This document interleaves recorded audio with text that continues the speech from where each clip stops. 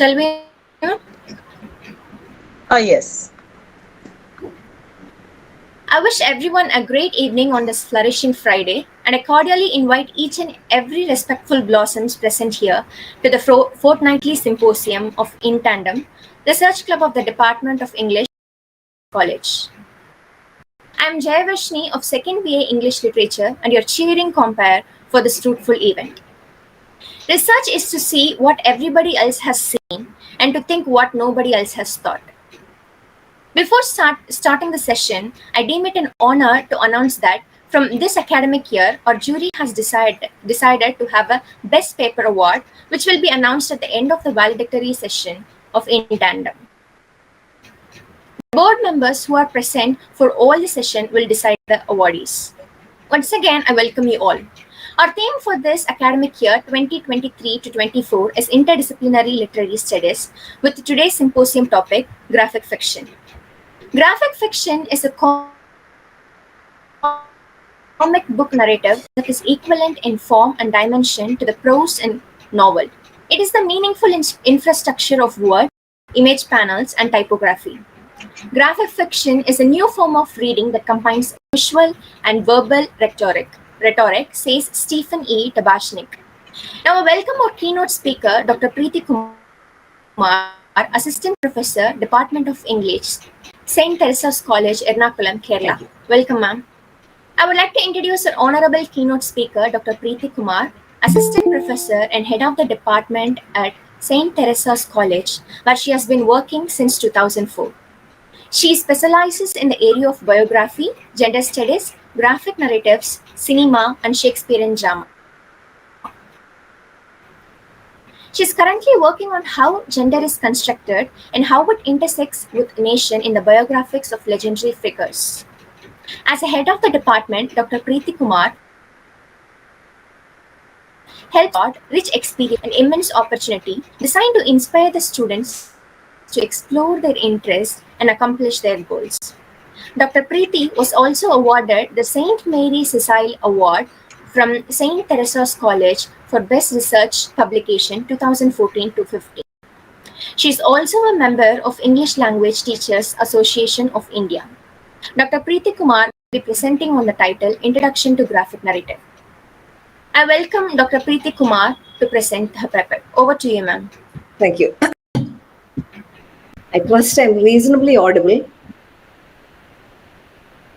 Yeah. Now, before we begin, speaking about graphic novels, one of the first questions that comes to mind should be, what exactly is a graphic novel? In what way is it different from a comic? Now, when we talk about graphic novels, the immediate idea is that it is a serious book. It's a book-length comic for adults. It is marketed under the name graphic novel. But there are many comic scholars who object to this way, to this particular term, the way it has been used for this new class of cultural artifacts. Now, they say that this has nothing to do with novels in the conventional sense. And they say because we call this graphic novel, the serious book-length comic, a graphic novel, what happens is that you relegate the term comics with childish humor, with trivial fantasy. So you will find both. You will find very serious books by theoreticians calling certain texts like Persepolis. Persepolis, I think, is one of the papers. It's on. There's one of the papers on Persepolis today.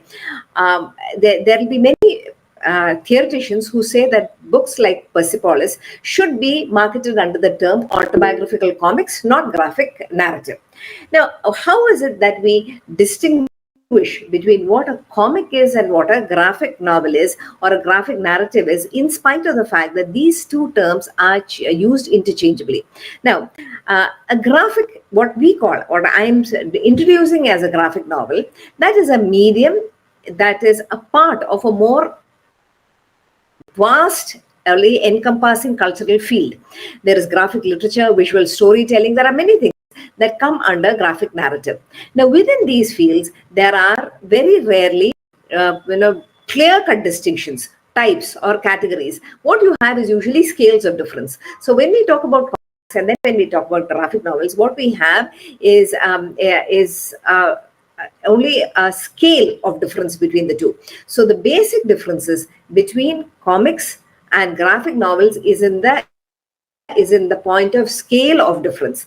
Now, let's look at the graphic novel and cartoon or caricature. Now, the distinctive feature of a graphic novel is the fact that it is a storytelling medium. You need to have a story, a narrative. Now, a short cartoon, for instance, Charles Schulz, you have the Snoopy series, or even single image caricatures like Dennis the Menace. That can also tell a story. There is a narrative within that as well. But that is not the primary aim. Usually the aim is either to fun of somebody or to highlight a particular issue in the case of political cartoons, or for the production of humor. In the case of a graphic narrative or a comic, the primary aim is storytelling. Now, the difference between graphic novels and comic books, here the distinctive feature is not storytelling, because comics as well as graphic novels tell stories, but there are whole range of features which cannot be reduced to a single aspect. Now, when we talk about graphic novels and the difference between graphic novels and comics, we must look at four things. First is the form. Second is the content. The third is the publication format. And fourth is the production and distribution aspects. I'll only focus on the first three, and then we'll go on to the other parts of the graphic novel. Now, in the case of form, when we talk about the properties of any medium, the most important logical point is that of the form. Now, here, the differences between graphic novels and comics is not always very clear cut. For instance, we have Frank Miller's Batman, The Dark Knight Returns. There are 4 issues in the comic book format. But what the difference between comics and a graphic novel is in the fact that as far as graphic novel is concerned, drawing style is crucial. Many graphic novels will try to give an individual twist to their own works. The second is the dimensions of form. You have the page layout and the narrative. Now, the basic model of comics, when we talk about, for instance, we have theoreticians like Scott McCloud. Scott McCloud is one of the leading pioneers in the field of comic studies. Now, Scott McCloud spoke about grid, the fact of sequentiality, the panel, the importance of the panel, the change aspect to aspect change, etc. Now, when we talk about a comic, I presume that these are terms that are familiar to you. Panel is the box within which you have the picture. A series of panel on a page make a grid. Then the space between 2 panels is called a gutter. Now, all this is a basic model of a comic.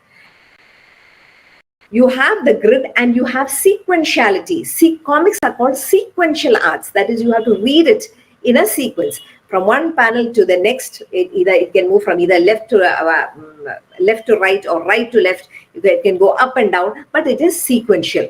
Comics have always this fundamental structure. The images are juxtaposed on a grid, and the images are supposed to be read in a sequential manner. So comics are a way of storytelling which is based on the sequential decoding of juxtaposed images. Whereas graphic novels, even though it uses this medium, it also questions it. It also explores. There is it tries to foreground more individual styles, recognizable styles. So they can break that grid structure, or they can return to the basic grid structure of the comic narrative. So when we look at a graphic novel, look at whether there is this grid structure that is being followed.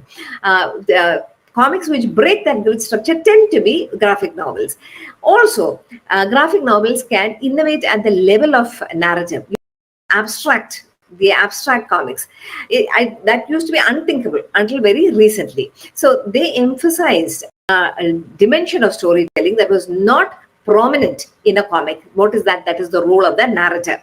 Now, in a graphic novel, the narrator is very, very present. You are always aware of the narrator, either verbally or visually, than in the case of a comic book. In the comic book, the story is just telling itself. There is no direct intervention of a narrator. So these are, as far as form is concerned, this is the difference. Then content, difference between comics and graphic novels. Now, even more important than the formal level, the difference between comic books and graphic novels is very, very prominent when we come to content. Content matter is usually adult, not in the sense that it is pornographic, just that it is more serious. It is very sophisticated, or maybe it is simply uninteresting for a juvenile audience. So that is the first point about content. Also, it is more disposed towards a realism. Now, we are not talking about, in the case of comics, we have the superhero, the fantasy content, science fiction. That is, in the case of graphic novels, they are usually biographical, semi-autobiographical. Many of them are documentaries, have documentary characteristics, reportage, history. You have Persepolis, Art Spiegelman's Moss, then Alison Bechdel's Fun Home. All these are personal memoirs. Now, in these personal memoirs, please remember, it is not necessary that the narrating person should be an I. Spiegelman's story, we know, in Moss, is about his parents' experience of the Holocaust, not only about himself. Persepolis, we have the story is not only about her, but it is also about a generation of Iranians and exposed to this theocratical Islamic state. So when we come to graphic novels, it is more disposed towards realism, and you have realistic elements that come into it. Then we have other graphic novels which are more object rather than subject oriented. You can qualify them as history or journalism more than autobiography. One very prominent graphic novel is Art Spiegelman's In the Shadow of No Towers, which speaks about the 9/11 attack. Then the third point, the difference between comics and graphic novel is in the publication format. Graphic novels has a very strong penchant preference for a book format, and also it tends to avoid serialization. So it tends to resemble the traditional novel in the case of size, in the case of cover, the paper, the number of pages. It is immediately recognized as something other than the comic book. So in this sense, this is how we tend to distinguish. Please remember, it's only a difference in degree between a comic and a graphic novel. Now let's come to the graphic novel proper, the introduction to the graphic novel. When we look at a graphic novel, when you analyze a graphic novel, first and most important thing that you must analyze is form. The panel, the page layout, how is it organized, the drawings on the multi-panel page, the words and images, how is it combined, the questions of style. Some of the theoreticians that you can look at when you're working on graphic novels are Thierry Gronstein. 1 minute. THIERRYGROENSTEEN, Benoit Peters, BENOIT Charles Hatfield. These are some of the important theoreticians. Now, a very important contribution, theoretical contribution, when we discuss page layout in graphic novels by Benoit Peter, he speaks about how it can be divided into 4 aspects. That is, when we look at a graphic novel, you have 2 basic elements. First is the narrative. So that is telling a story, that is storytelling device. 2 is the composition. Composition means the images, the visual patterns, the spatial forms.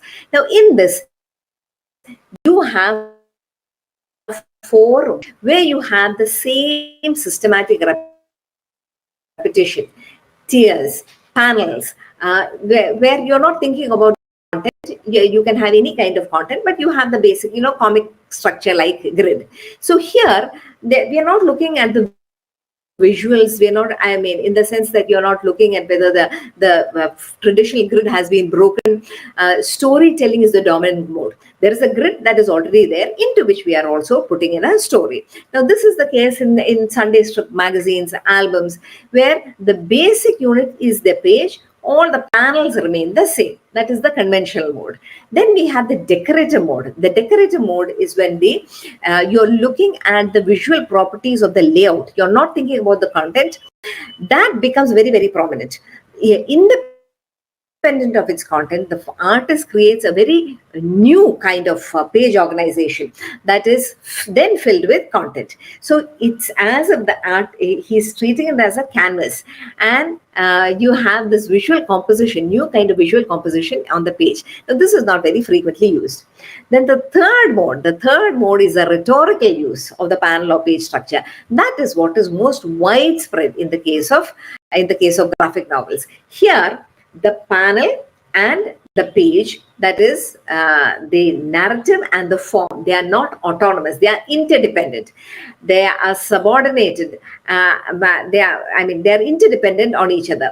The size of the panel, the images support the narration. So here, the narrative informs, it selects the kind of panel and page structure. For example, Spiegelman's Moss, you have the basic pattern, but you also have the change in the size and form. Now, what is very important when we look at graphic novels is where each panel is a very tense image on the page, where you are waiting to see what happens next. Where it is placed is very, very important. If you place it on the bottom left of a page, then it does not become very important. So always look at where the panel is placed. Is it on the top left and the bottom right? These are the most important places when you place a panel. So where it is placed, depending on where the image is, that indicates the importance that the graphic novelist gives that particular panel. Or then we have the fourth mode, that is the productive use of the panel. Now here, that is it's a kind of a decorative mode. It kind of produces the story. The panel structure, the page layout produces. If you just see this, this is in the this is the book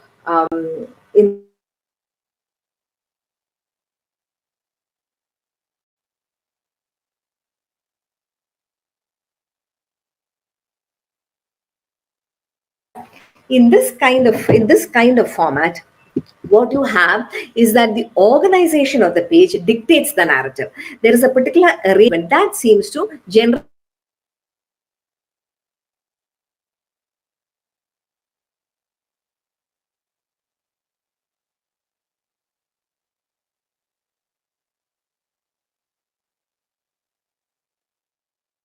novels. Words. The Russian writer Ivan, the drawing shows me at one glance what might be spread over 10 pages in a book. As the saying goes, Napoleon Bonaparte says that a good sketch is better than a long speech. The saying goes, one picture is worth 1,000 words. And we'll be talking about origin of comics. Basically, humans are in the first to start the comics or even the graphic fiction. The reason being, humans, we evolved from Neanderthals, and Neanderthals have documented their lifestyle, their ideas, their creativity as cave paintings, which can be considered as a form of comics or graphic novels. This is one of the cave paintings, and this is dating back to 64,000 years. It can be assumed that the prehistoric artists were using images to create or convey a narrative. It could be to just basically create something, or probably to convey a message or a narrative for themselves and for others. This is one of their imaginative painting, as in this is a prehistoric comic cave painting. Fiction and its graphical representation started with prehistoric human ancestors. As I mentioned, Neanderthal is our ancestor. Their imagination could be found in their cave paintings. This depicts the unicorn. This is found in Lascaux Cave, France, and it is dating back to 14,000 BC. Comics or graphic novels are actually not a genre. It is a style of writing which could be incorporated to write different genres, and it could be spread over comedy, drama, romance, sci-fi, or even fantasy, etc. It is like it allows you to experience the conversation, the events that are happening. It is almost similar to screenplay writing with respect to movies. And comic and graphic novels, they consist of considerable number of illustration. The illustrations is going to be more, and the text is going to be a little less. It's going to be disproportionate. and it is going to be in the form of speech bubbles. The speech bubbles is going to be very specific when it comes to different emotions, etc. And we'll be discussing about that in a few. The story unfold as visuals, individual frames and scene, and there is going to be a correlation between visual and verbal representation. There is going to be a perfect correlation between visual and verbal representations. There exists a visual grammar. As I was talking about the different kinds of speech bubbles, there's going to be a visual grammar along with the textual grammar used to convey different space, time, gestures. There's going to be, the frames will be divided. It is going to be visible. When you have one look at it, you will be able to understand the different scenes. And it's going to be, if it is going to be spread in a book, it is going to be in volumes together. A well-formed, complete comic allows its reader to imagine, experience. As I already said, it is going to allow you to experience and visualize every frame, scene, characters, their conversations, and their actions. As I earlier said, comics is going to be like it is a style of writing, and it could be incorporated in any genre. Name it, you will be able to incorporate comic or graphic novels as a writing style. And this is one such cave painting, which bas relief. This depicts the Jesus Christ, or Jesus Christ turning water into wine. It could be easily it could be easily understood when we have one look at it, and it doesn't need to be necessarily explained in words. And as I was talking about, you could see the frames being separated: scene 1, scene 2, scene 3. This was this is found in Indonesia, Prambanan temple, and our ancestors have chiseled a lot of pictorial representations of historical, mythological and fictitious wealth that have volumes of unspoken stories contained in them. If you look at it closely, you'll be able to see the frames getting separated. Here you have scene 1, scene 2 and scene 3. The interaction, all this is pretty clear. The first comic books, The Adventures of Obadiah Old Book, published in the year 1837 in Europe, is supposed to be the first comic book. And one of the first few comic books is The Yellow Kid, and it was the name of a lead American comic strip character. It ran for 3 years from 1895 to 98. The first book on creating graphic novels was published in the year 1845. It was the first ever book on creating graphic novels written by Rudolf Topfer. And when we are talking about sci-fi, we will not be able to, not think about H.G. Wells and Jules Verne. H.G. Wells is the author of the very famous Time Machine, and almost all of his creations will be in comic style. Jules Verne is the author of Around the World in 80 Days, and he has wonderfully written in a comic form. And who are the audience for these comic books? They're mostly going to be targeted towards children, and it is not exclusively meant for children though, but the target audience is going to be children. And why children? Because they are getting into the habit of reading, and the newer generations were not into reading long text or material. You're not going to be able to make a child of probably 3 years old to start reading a long text form. The pictures, etc., excite the kids, and thereby they learn language as well. There are going to be different kinds of learners, like visual, kinesthetic. Comic books are a beautiful form to reinforce the concepts for visual readers, and today's textbooks incorporate a lot of comic form. And there is the book. I am personally in love with this book, because this book is like a comic book on comic book. It emphasizes the importance of words, lines, colors, symbols, and the transition, etc. How to use it, and how to create a beautiful experience of storytelling.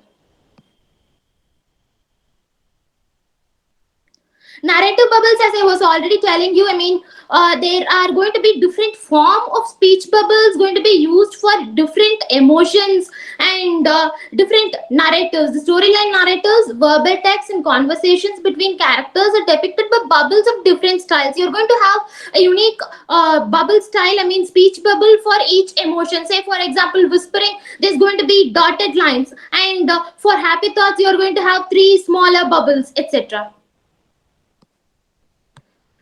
And transitions is one important thing when it comes to comic storytelling. There are going to be 6 different transitions: moment to moment, action to action, subject to subject, scene to scene, aspect to aspect, and non-sequential. It could be non-linear, as in the author or the artist would have no particular logical sequence between two panels. Whatever be the transition, the language, grammar, and the meaning of the intended frame must be maintained, and it should not be excess of text. Excess of text must be avoided, and there should not be too many panels. Transitions from moment to moment, it is used to depict single action over a sequence of panels, an action that happens in a few seconds. I mean, a moment to moment transition from Will Eisner's life on another planet. This is about a sci-fi, and we can see that this talks about moment to moment transition. He is in another planet. Action to action, basically conversations between the two characters present in a novel. Subject to subject, with the scene unchanged, the conversations and reaction between different subjects, between or amongst different subjects. Scene to scene is basically, it could be a time frame or even a space. Say, for example, he can't outrun us forever, and then the next panel, depicts 10 years later. It could be a transition from time span, from a different time to another different time. Say, for example, present to future or past to present, etc. Aspect to aspect, it tells about the mood, the change in the mood of a character or an idea or a place, etc. And graphic fiction, authored representation of the storyline, there are different features or different elements that are needed to write a particular graphic fiction or a novel. Obviously, the first thing comes to our mind is imagination. We build mental images or concepts that are abstract, like we saw a person living in another planet, abstract or not in real life. Visualization, and we have imagined something, there are, the concept has to be crystallized and it has to be visualized. Construction of ideas or concepts imagined as scenes, characters, perspectives, time, space, etc. And now that we have visualized, imagined, and visualized, it has to be connected. Connecting the concept imagined as visualized, we will have a particular concept in our mind. We are going to put that in as concrete into paper as visualized, and the author or the artist is going to effectively convey whatever plot or abstract ideas or themes or unworldly ideas that we discussed just now into paper. Narration is going to be a combination of text, images, conversation, even emotions and tones. Visual reading is going to be 50%, as in it is going to be non-verbal throughout. Most of the content is going to be non-verbal, because we have already discussed that we will not waste too many panels, we will not add too many text. The author and the illustrator will work together. Sometimes a person might be able to write really well, and he or she may not be able to draw well. So there is a combination. This is going to be a teamwork, as in the author and the illustrator will sit together, they will discuss the ideas, they will work together and bring out the graphic fiction or the comic. Few citations of sci-fi comics. This one, Prison Tucker, Sloan Leong. This talks about the story of Webb, a refugee, and she is forced to help a military firm settle in a new world. And she has discovered new abilities in herself, as in like psychedelic forces and telekinetic, as in she is able to change the shape of the object without having any physical interaction. So she is being tested. She is being tested by her new surroundings, because she is in a totally new environment, and her abilities, she has discovered new abilities. Sweet Tooth, this talks about a hybrid, as in a hybrid between a deer and a human. And there was a time when this plague has started troubling people, and at the beginning of the plague, this hybrid was born. And this sickness, this plague, did not affect the hybrid. So the humans wanted to use the hybrid, exploit the hybrid, and wanted to find a cure for the same. And this one, Legends of Hala Hala, this one specific thing, this is written by Apu Pen, a Keralite, and there are absolutely no words, only the graphical representations. There are absolutely no words in this particular book, Legends of Hala Hala, written by Apu Pen. There are going to be so many graphic novels and comics. Quotable quotes on comics. John Ridley says that there are still some people out there who believe comic books are nothing more than, well, comic books. But the true cognoscenti know graphic novels are at their best an amazing blend of literature, art, and the theater of the mind. Darren Aronofsky says that comic books and graphic novels are a great medium. It's incredibly underused. Michelle McLaurin says that graphic novels are such a visually creative world. It's really interesting what they can do in one single sketch.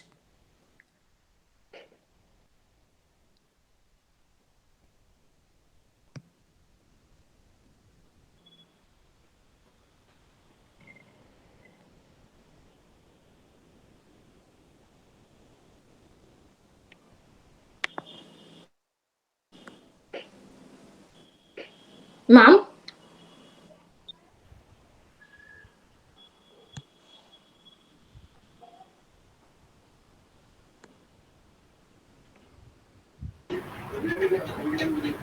Thank you, Ms. Sai Shri, for your wonderful presentation.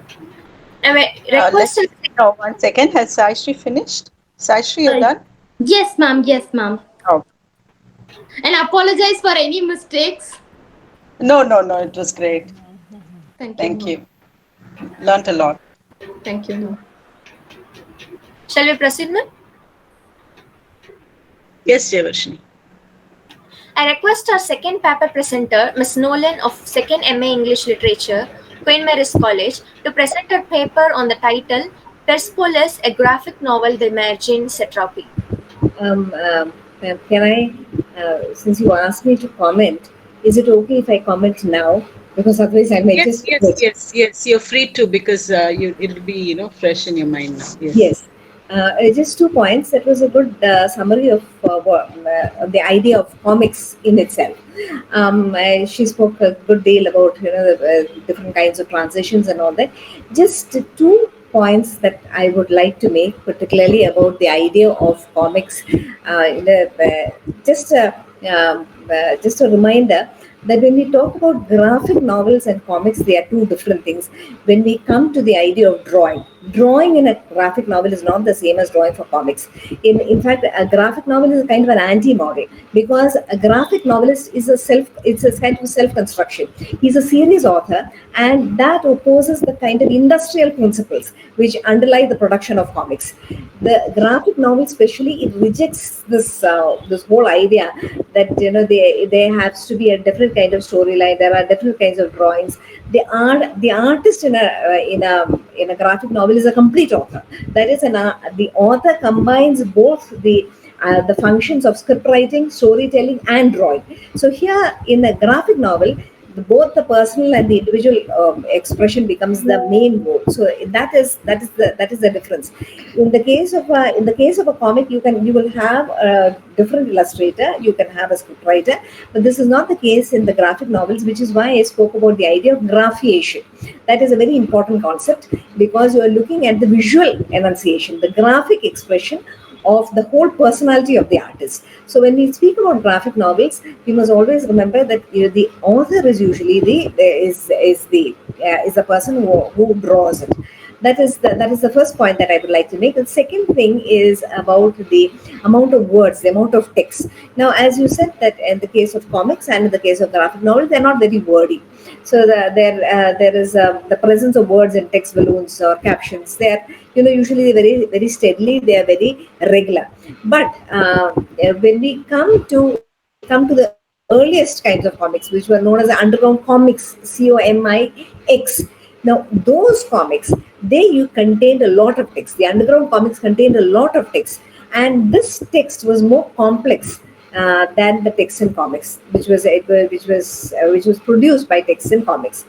But the difference between the traditional comics and the COMIX, which was a precursor to the graphic novel. Now, the difference between those two was not only in the amount of text that they had, but also the fact that they spoke a great deal about sexual matters, and they spoke about many taboos. The comic version of what was censored by the local authority. So you had a kind of liberated language. So when we speak about graphic novels, that is also that difference, that we cannot definitely state that the amount of text has to be minimal, or it can be too much. Either extremes have been seen in the case of graphic novels. So just these 2 points that I would like to put in. Otherwise, a good presentation. She brought in most of the basic elements of the comic. Thank you, But ma'am. shall I ask a question? Now, she mentioned that H.G. Wells and Jules Verne, Yeah. where they were not the authors, right? Who's the author is the one who made it into a graphic. Jules Verne wrote it as a As a novel. So novel. then that is only in illustration. Like in the case of, for instance, illustrated classics. In Okay, illustrated classics, you have an illustrator, but okay, that is why the difference between an yeah, illustrated classic comic and a graphic novel, because there it is not the author himself who is doing it. okay. No, she for her it was just one. I mean, she just put it under that illustrated one as Yes. the author, just like that. Yeah. They do have an illustrator They have an illustrator. normally. For instance, that you have a series of books called Illustrated Classics Junior, Illustrated Classics Senior, where Mm, they'll give you the name of the author, but of course there's a different illustrator. yeah. But when we speak about graphic novels, as I said earlier, you have the author who is also the illustrator, and these will usually be in terms of memoirs, biographies, histories, because the personal element comes in a lot into their writing. So those illustrated classics will not be called a graphic novel. No, not really. Even all this is in degree. So the only thing is, I just wanted to point out that you should not definitely state that there is a different author and an illustrator, because in the case of graphic novels, the author is the illustrator. Okay. That was the correction that I wanted to make. Yeah. Okay.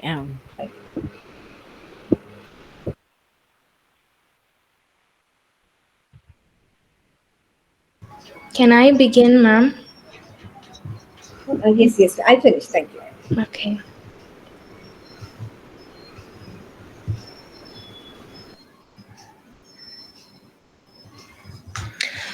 So I will be presenting on Persepolis, a graphic novel by Marjane Satrapi.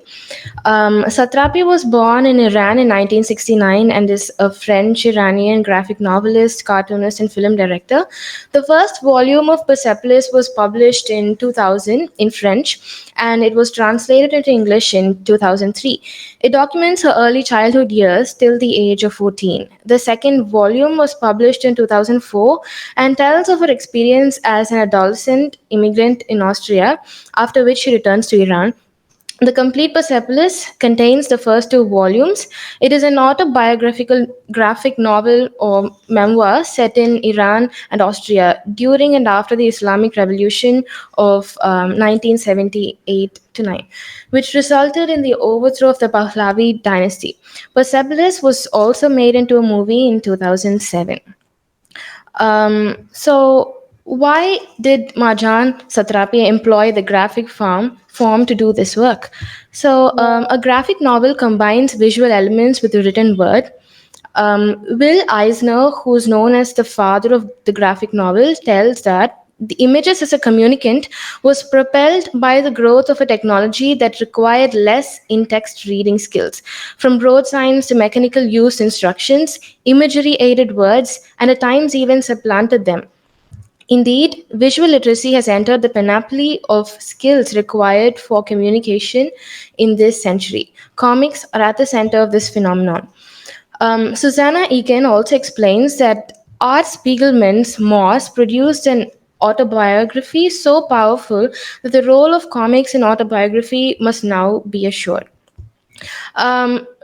Davis, in his article, says that this approach to understanding graphic art is structurally related to one of the constitutive elements of the memoir of childhood, where specific details acquire heightened meaning. McLeod says cartooning isn't just a way of drawing, it is a way of seeing, because we as readers get to know the perspective of the author through the visual form and how they see things in the world. The subjects of the autobiographical comics are most often graphic artists themselves. The reader is privileged to participate in the performance of both memory and art and the complex interaction between them. Um, Davis talks about how Moss and Persepolis can be seen as a sequential Roman because it talks about the growth of the author and about the artists themselves. Um, Using the graphic form challenges the role of language as a picture paints a thousand words. Marjane Satrapi also says in an interview that you read the images. The image was the first language of humans, remember? They are the most universal thing. She again says, it is my way of expressing myself, and I think the pictures, they say, always more than the words can say. Also, in pictures, they help me to have the distance without becoming cynical and be able to describe a part of the story with humor, which I couldn't do otherwise. Um, Marjan Satrapi uses black and white graphics in order to tell the Eastern history to the Western audience in a simple way without the preconceived notions of race and culture. In the introduction to the novel, she again says that she wants to remove and shatter the stereotypes of the Iranians as being fundamentalists and as oppressed people. Um, Popularity of the narratives. Another reason why Marjan Satrapi has used this form of the graphic narrative is because of the popularity of the narratives in graphic form during the time of publication, which was the early 21st century. So, I will now be talking about the graphics in the novel Persepolis. So these are the first two panels of the novel, and this is how the novel begins. The Veil is the name of the chapter, and we can see how the graphics, the banner, acts as a veil to engulf the background of the text. These panels can be seen as a class photograph where Margie introduces herself. This page serves as an exposition, and we are introduced to the protagonist. Though the girls in the drawing are a bunch of school going 10-year-olds, none of them have a smile on their faces. And from the beginning, their heads are covered with a veil. So, with this hint, we get to know that this is not going to be a very happy, enjoyable story. I mean, it is enjoyable, but at the same time, it talks about a lot of critical, crucial issues. The author employs the graphic form to bring out the perspective of the child narrator. In this panel, a revolutionary is cut into pieces and is killed by the government. From the child's perspective, it is unrealistic, without blood, or it does not feature a skeletal system even. And it brings out the innocence of the child and the fact that she had to deal with such traumatizing events from her younger years. Satrapi says in an interview, I cannot take the idea of a man cut into pieces and just write it. It would not be anything but cynical. That's why I drew it. We can also see the child narrator's fancies in this image.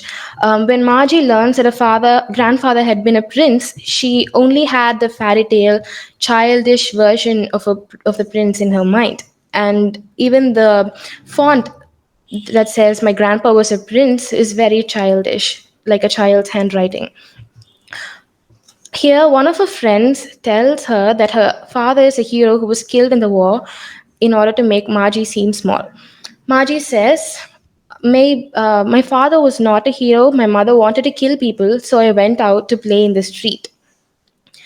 This shows the mentality of little child who could not comprehend the greater issues of life fully, and she cannot want her father to be killed, but at the same time she might be a little upset that her father is not a hero, but she knows that her mom wants all the torturers to be massacred. This picture clearly shows the inner turmoil that Margie was facing as a child. On one hand, she and her family are modern and avant garde. The left half of the image stands for Western technology and science, and on the other hand, she finds herself very religious. The right half having has Iranian patterns and flourishes. This also represents the dilemma between the leftist and right ideologies that she faced as a child. Margie considers herself to be very religious. She even says that she was born with religion. Only a child can draw a picture of themselves sitting in the bathtub and talking to God, who sits in a chair next to her. She seems to have a very close relationship with God as a child, but God does not appear in any of the images or in any of the text, even towards the end of the novel after she becomes an adolescent. Dialectic materialism. So this was the comic book, which was Margie's favorite book as a child. It contained conversations between Karl Marx and Rene Descartes. Margie loved Marxist and communist ideologies of equality, but she also loved God. And she says it was funny to see how much Marx and God looked like each other, though Marx's hair was a bit curlier. The one on the left is Marx, and the one on the right is Margie's version of God. This also could have dialectic materialism was one of the comics that she read as a child, and this could have also influenced Satrapi's use of the graphic narrative. Here we can see the roles of images. The text is given as then they attacked them, so we do not know who they are or them are from the text, but we can see those only from these images.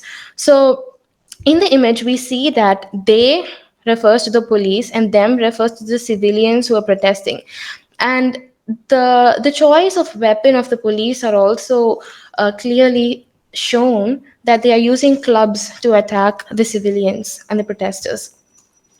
This panel shows Margie's father, Ebby, taking clandestine photographs of the protests.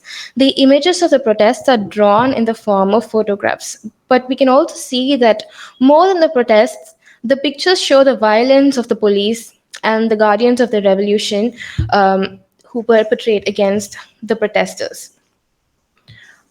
These panels are drawn like profile posters. It is significant because they are not ordinary men but war prisoners, revolutionaries who rebelled against the empire. Their date of imprisonment, release, and even their political conviction is stated because they were arrested for being communists. Margie's beloved revolutionary uncle Anush was assassinated. Um, so she says that was my last meeting with my beloved uncle Anush. And I feel that Satrapi, not being able to convey her uncle's death, has reported it very beautifully in the form of a newspaper headline while saying that this was the last time that she saw him. And the readers have to understand that he was killed. And this panel goes for the whole page. It shows how the young children were asked to beat their breasts and mourn for those who died in war twice a day at school. Their faces are terrified, showing their traumatizing experience of having to endure this ordeal at school every day. And so graphics also it helps the characters express their emotions, feelings, and the trauma that they go through. When I first saw this panel, I couldn't think of a better way Satrapi could have expressed it without the images. It shows two kinds of women: the fundamentalist who wears a burqa, or the chado, as is shown in the novel. And the fundamentalist woman is covered from head to toe, and the modern women with loose trousers and with a scarf, she is showing her hair, and she says, "You showed your opposition to the regime by letting a few strands of hair show." And the same applies for the men. they are divided into two: the fundamentalist man and the progressive man. So these pictures complement the text a lot. And even in this panel, the graphics were very vivid and it supports the text. Satrapi also has not stripped the women completely to the skin, but has shown but has only shown them without their burqas and scarves, which were the very clothing that oppressed Iranian women. We can also see the growth of the artist throughout the novel. Satrapi's art style, when narrating her childhood, is simplistic, childish. It's similar to a child's drawing. But as a young adult who has matured, her style of art also becomes complicated and complex with many details.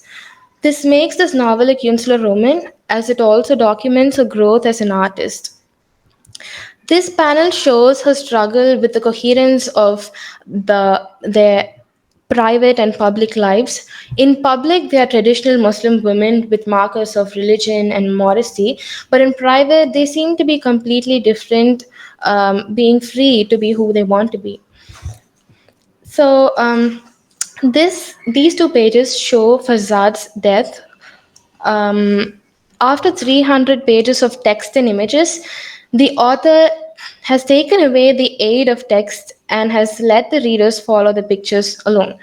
Though it may not be very clear without the context, I actually did not realize the absence of the pictures here when I first read the novel, but the former page has these words at the end and says, and then one night, and then these two pages follow. So it actually tells that Marji and her friends, they were partying, and the police come, the guardians of the revolution come, and they flush down their alcohol in the toilet, and the police, and they also add layers to their clothing. And the men and women were not supposed to sit together or to be together. So the men take off and they go outside the house, and we are taken to the outside on the recto of the page, and we see that while these men are being chased by the guardians of the revolution, one of them, Farzad, he falls to his death. And this so this talks about how even without text the pictures convey everything. So in an article called Satrapisms, I came across the idea of image echo. The writer talks about how this image, where the women are depressed and afraid after being arrested for partying at the end of the novel, this was the same night that Fazad died. This image echoes the very first page of the novel with them as little unhappy girls. So, this brings the plight of the women in Iran. This is again a representation of the masses. So, this is the style that Satrapi has used.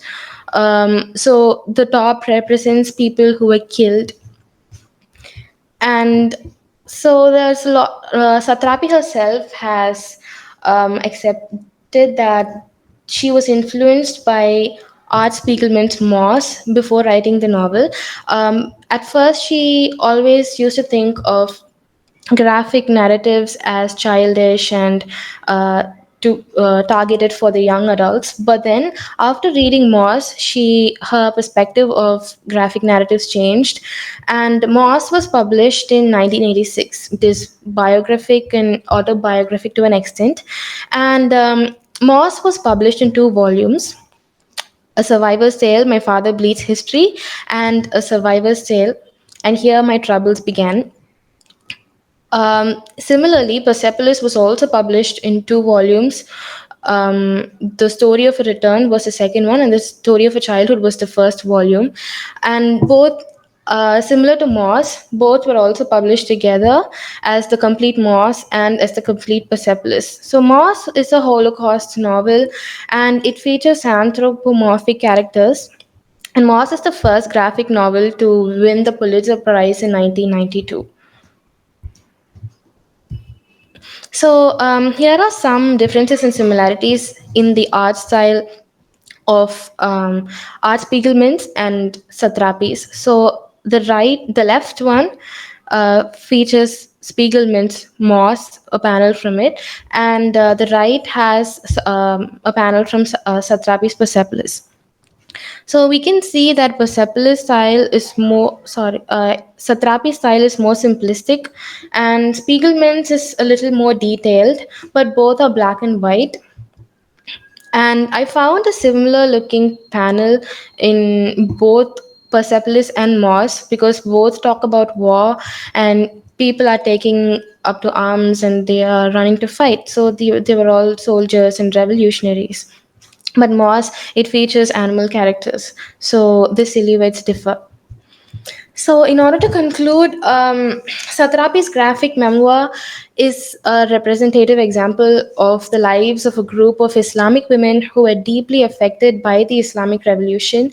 The graphic form is vivid, visually stimulative, and makes the readers to be engaged in the novel, and hence the form enhances the author's chances of retaining the reader's attention, especially when they want to send a message across and give the discourse and tell the story to the world.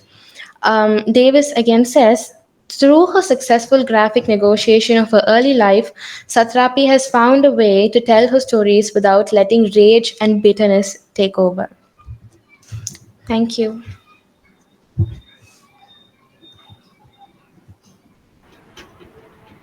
Thank you, Ms. Nolan, for your enlightening presentation. Now I request our keynote speaker, Dr. Preeti Kumar, to take over the session. Just it was a good presentation. It was a good presentation, and she's gone into it in detail. Just a few pointers, to make your paper a little better. One, there was that there was the panel on the police beatings. There's the color dialectics. One side you have the police in black, and on the other side the others are in white. So the color dialectics is very important. So think about that and bring in your interpretation. What do you think those color dialectics mean? Similarly, there was a single panel page, where with all the girls, they're looking very similar, only the eyes are different, where they're beating their chest. So that single panel page, that means the author has given it so much of importance. That is why you have a single panel page. Again, what does that mean? Also, Farzad's death, they're all wordless panels. So why wordless panels? Why is it that she's not given it any kind of narration? Because an author can always give it narration. There are many different things that the author can put in. So what is the importance of the wordless narration? Then you also spoke about image echo. Now, image echo, just a pointer. This is very similar to what Bronstein talks about as braiding, braiding. Now, braiding is where you have this the same thing, the idea of echo. That is, there are a number of elements which resonate throughout the text. Their panels, they can be you can apprehend those panels either simultaneously, so they enter into a dialogue across a page. Also, throughout there are multiple trajectories that you can have. They can enter into a dialogue. That is, each of these panels can enter into dialogue with each other. They need not necessarily be visible. So there are relationships that are established between non-adjacent pages. Now, this is the same idea as image echo, but Groenstein calls it braiding. So just those ideas that I wanted to bring in could help you in a way if you want to improve that paper once again when you rework it. Yes, ma'am. Thank you, ma'am.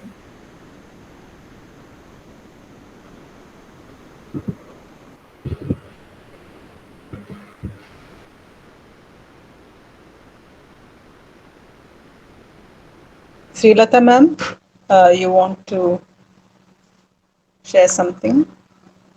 Any of the students, faculty? I did. Okay. I'm I think so long I was on mute. It's both the You papers. were I on think mute. with one person was not a literature person, but I think she did justice to her paper by giving us, an introduction to introduction to the graphic novel as she knew it, and there were some. I think the keynote speaker has pointed out all that, and Snowlin's was a proper research paper with many insights. I think I learned so much from it today. Because I didn't know anything much about the graphic novel. I always thought they were comics, right? So this is the first time I was getting into it to see that there's so much into artistic representations. Okay, of course, I knew the picture spoke a lot. I could read some paintings, but I never thought of ever reading a proper novel. So this sets me into another area. I'm so thankful to this. To this bit of this. The in tandem for bringing in the graphic novel. Okay, let's hope we have some more of these. Snowlin was Yeah, very good. Yeah, she Snowden was, presented very both good. of them were Yes, very good. Actually, we yes. have Padma, Dr. Padma also on this call. Padma, do you want to Hi. introduce? Right. Hi, By the way, Preeti. Padma is a board member of In Tandem. She teaches at Stella Maris. She's an associate professor there. And we have to thank Padma for the theme for this year. Last year we did the prize winning story, and the idea of doing interdisciplinary literary stories came from Padma. Thank you, Padma. Yeah. Thank you, Preeti. Both the paper presentations were really good. This is something that it's more a curiosity question to Dr. Preeti, the keynote speaker. Graphic novels are usually, they are obviously they're entirely visual. But when we have them on the syllabus or when we're teaching them and we have a mixed class and we have students with special needs, we were just wondering, has technology been used to create a more accessible graphic fiction? I'm just curious. I'm not really an expert on that. I only studied graphic novels in print, but there are digital graphic narratives. I know that. I do not know how much they help students with different needs. I've really not looked into that. That was just entirely curiosity on my part. So, Right. Thank you. The presentation you made was really very nice. Thank you so much. Yes. on your, I just wanted to tell you, your research scholar Sneha was my student. Oh, okay. Yeah. I Right, right. realize that. So also Nimeshika probably.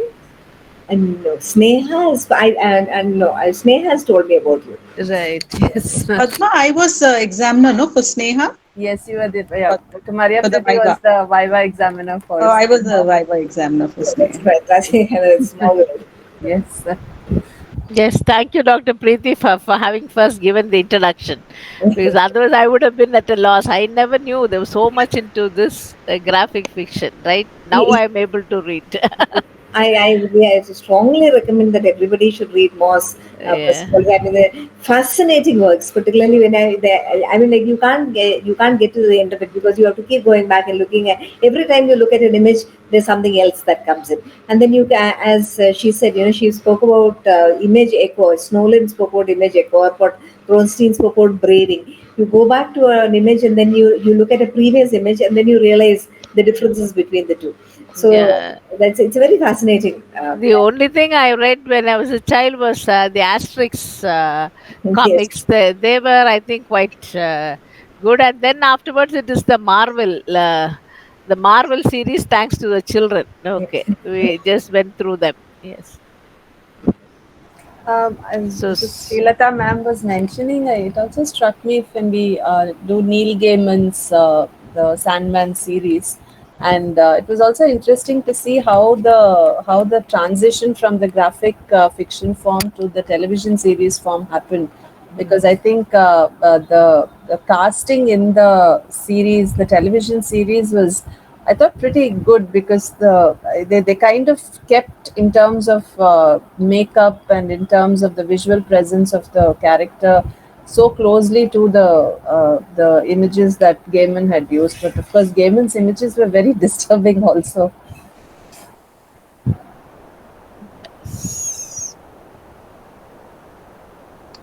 Uh, if we are through with our discussion, then Yes. Jayavashni, you can wind up.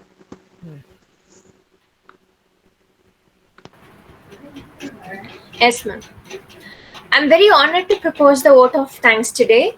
First and foremost, I thank our Honorable Principal, Dr. B. Uma Maheshwari, for her constant support in every endeavor, and our beloved Dr. Maria Preeti Srinivasan, Associate Professor and Head of the Department of English, who is also a wonderful visionary. I extend my gratitude to our club's backbones, Dr. Samuel Rufus and Dr. Srilata, for their incomparable support, and our respected keynote speaker, Dr. Preeti Kumar. I convey my heartfelt thanks to our paper presenters, Ms. Sai Shri and Ms. Snowlin, for the insightful presentations. And most importantly, I thank the faculty of the Department of English, Queen Mary's College. I'm very pleased to thank each and everyone here for your valuable presence. On behalf of every student, I express my gratitude to our mentors who are always working alongside us to show what we can do and teach us to see the hope inside ourselves. We are grateful to have mentors who see more talent and ability within us than we see in ourselves and help bringing it out. We will meet again in the next session, which will be held on the theme Human Rights Literature on 25th of August. Thank you. Good night, everyone. Good night. And let me introduce Jayavashni. She's the youngest member of this in tandem team. She's only a second year undergraduate student. You did extremely well, Jayavashni, in comparing this evening. And she also Thank you. presents papers, Dr. Preeti. So, yeah, undergrad students who are, who are very bright, we have included them in the research club. Oh, that's fantastic. Thank So, you, ma'am. thank you. Thank you. Thank you. Thank you. Preeti, next for the next session, I may not be able. I may be traveling, so I may not be able to Yeah, be there for yeah. the next. Yeah, we'll That's give you the August 20th. recording. Okay, right, You, right. as jury, yes, you have to listen to it, even if you're Yes, not. right. Okay. Okay. So, Preeti, from this year, we are having a jury to decide the best paper.